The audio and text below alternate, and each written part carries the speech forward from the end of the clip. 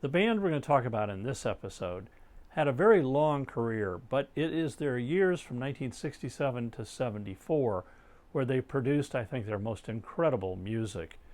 Each one of their albums was psychedelic, was classical, and was conceptual, so you always looked forward to the next album to see what they were going to do next. They called themselves the Moody Blues. And are you ready to go in search of that lost chord? All right then, look out, Moody's, here we come. Let's drop the needle. The band was formed in England in 1964, and they started playing around the clubs and getting a bit of a following. The Moody Blues were made up of the drummer, Graham Edge, the guitarist vocalist, Denny Lane, keyboards and vocals, Mike Pinder, Ray Thomas on many instruments and vocals, and Clint Warwick on bass and vocals. In late 1964 and the beginning of 1965, they had a huge hit, their first hit, which was called Go Now, and it went to number 1 in the UK and was a top 10 hit in the US. So then in 1965, they decided to record their first album.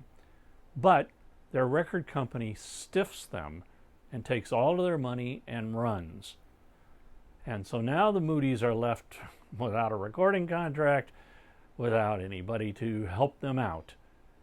Enter Brian Epstein. Brian comes in and takes over management of the Moody Blues. Now, with Brian being their manager, the next time that the Beatles were going to go on tour, which was their last British tour, guess who the opening act was? Yep, the Moody Blues. By 1965, Clint Warwick and Denny Lane decide to leave the band. Now, of course, Denny Lane would go on a couple years later and join up with Paul McCartney and be part of Wings. But that's another story. The two of them were replaced by Justin Hayward on guitar and vocals and John Lodge on bass and vocals. But without Denny Lane singing Go Now, the band struggled. By 1967, they decided that they needed a change, and they thought they would embrace psychedelia. Now, what's interesting is Mike Pinder had worked for a company that made the mellotron before he joined the band. So he decided to bring the mellotron into the sound of the Moody Blues. And boy, what an addition that was. The next album really shows the direction that they decided to go. There are songs by the Moody's, but then there are orchestral interludes that link the songs and make the album seem all that much more important. And the album, of course, is Days of Future Past. The album is a concept album, tracking events over a single day. The opening, of course, is The Day Begins. Then there's Dawn. Dawn is a feeling. The Morning, Another Morning. Lunch Break, Peak Hour. Forever Afternoon, Tuesday? Yeah, we all know it is Tuesday afternoon. Twilight Time, Nights in White Satin, and the closing recitation by Mike Pinder, tying it all together. The album roared to number 3 in the US, but stalled at 27 in the UK. But the Moody's liked this idea of a concept album, so they follow it up in 1968 with an album called In Search of the Lost Chord. This is an album about discovery, and on this album the Moody's played all of the instruments themselves. Tracks include Ride My Seesaw, Dr. Livingston, I presume, Legend of a Mind, which was their song to the LSD guru Timothy Leary, The Best Way to Travel, The Actor, Om. This album kind of reversed the numbers of their first album. It went to number 5 in the UK, but only 23 in the US. 1969 is a very busy year for the Moody Blues in that they released 2 albums. The first one is called On the Threshold of a Dream, and boy, does it take off. It goes to number 1 in the UK and the top 20 in the US, and it stays on the charts for 2.5 years. The album contains Lovely to See You, Dear Diary, So Deep Within You, Never Comes the Day, Are You Sitting Comfortably, and Have You Heard, parts 1 and 2. And then in the fall of 1969, the Moody's released an album that was inspired by the moon landing, and it's called To Our Children's Children. This album contains Higher and Higher, Eyes of a Child 1 and 2, Floating, Out and In, Gypsy of a Strange and Distant Time, Candle of Life, and then I Never Thought I'd Live to Be 100, and then there's another song called I Never Thought I'd Live to Be 1,000,000, and Watching and Waiting. This album does well. It goes to number 2 in the UK and 14 in the US. But all the success with these albums was causing a bit of problem for the Moody Blues, in that their songs were getting so complex that they were having difficulty recreating that sound on stage. So for their next album, they decided to scale down the production, and the album is called A Question of Balance. It opens up with a great song, Question. Then there is How Is It We Are Here, Don't You Feel Small, It's Up to You, Dawning is the Day, and Melancholy Man. This album reaches number 3 in the US and the UK. And the Moodies decide to tour and support it. And this is around the time that I went to see them at the Forum in Los Angeles. And Mike Pinder had that mellotron, and he was just wailing on it. And when they did the song Nights in White Satin, you could close your eyes and believe they had a symphony orchestra on stage with them. In 1971, they released their next album, which is called Every Good Boy Deserves Favor. And it's their highest charting album to date. Number 1 in the UK, number 2 in the US.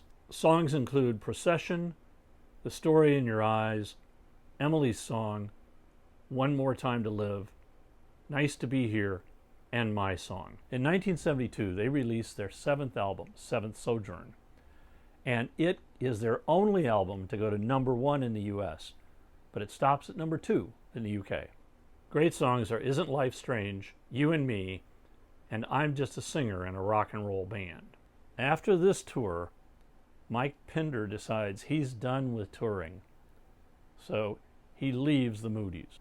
As a result of Pinder leaving, the Moodies decide to take a hiatus. Hayward and Lodge release an album called Blue Jays, which does pretty well. Mike Pinder releases his album called The Promise. Graham Edge releases 2 albums, Kick Off Your Muddy Boots and Paradise Ballroom. Ray Thomas releases 2 albums, From Mighty Oaks and Hopes, Wishes, and Dreams. And then Hayward releases an album by himself. Songwriter and Lodge releases an album by himself called Natural Avenue. The Moodies decide to regroup in 1977, and in 1978 they record their 8th album, aptly called Octave. However, after the album is completed, Mike Pinder drops out of the band again, just as they're about to start to tour to support the album. Pinder is replaced by Patrick Moraz from Yes, and the tour goes on. By 1980, the new version of the Moodies decide they want to record an album. But Mike Pinder was under the impression that even though he had left the band and wouldn't tour with them, he would still record albums with them. And when he found out that they were going to make an album without him, he sued the band. Turned out that he lost the lawsuit, and he has never rejoined the Moodies. In 1981, that contested album comes out. It's called Long Distance Voyager, and it proves that even the new Moodies are still very successful. It reaches number 1 in the US and number 7 in the UK. The album includes The Voice, Talking Out of Turn, Gemini Dream, and Veteran Cosmic Rocker. The band kept very busy, and in 1983 they recorded an album called The Present, which didn't sell nearly as well, but it still had a top 40 hit, which was Sitting at the Wheel. Their next album, The Other Side of Life, didn't sell so well either, but it had a hit, In Your Wildest Dreams. But their next 4 albums shows the Moody Blues in decline, with none of them hitting the top of the charts, and some of them not even charting at all. The albums are Sous la Mer, Keys of the Kingdom, which was released in 1991. At that same time, Patrick Moraz was fired from the band. So, of course, he sues them, and he asks for $500,000, but he settles for $77,000. The next 2 albums come out after he has left, Strange Times in 1999, and then December in 2003. At the end of 2002, Ray Thomas decides he's had enough and he leaves the band. So Graham Edge, Justin Hayward, and John Lodge continue on with other musicians. In 2011, Graham Edge dies, and Justin Hayward announces that the Moody Blues are no more. Wow, quite a success story for the Moody Blues. Here was a band who had lots of vocalists, great songs, a mellotron, and searing guitars.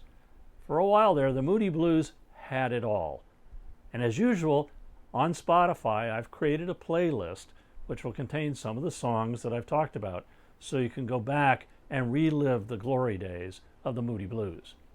As I said at the beginning, I think of the classic era of the Moody Blues being between 1967 and 1974. The albums were terrific. Days of Future Past, In Search of the Lost Chord, On the Threshold of a Dream, To Our Children's Children, A Question of Balance, Every Good Boy Deserves Favor, Seventh Sojourn. All great albums. And if you ever have trouble going to sleep at night, take a listen to Nights in White Satin. Might not put you to sleep, but it'll certainly make you feel a whole lot better. Thanks for watching, and as I always say, keep a rockin'. If you liked this episode, hit the like button, and you can also leave me a comment down below, and I'll respond to you. If you subscribe, we'll let you know when future episodes come out.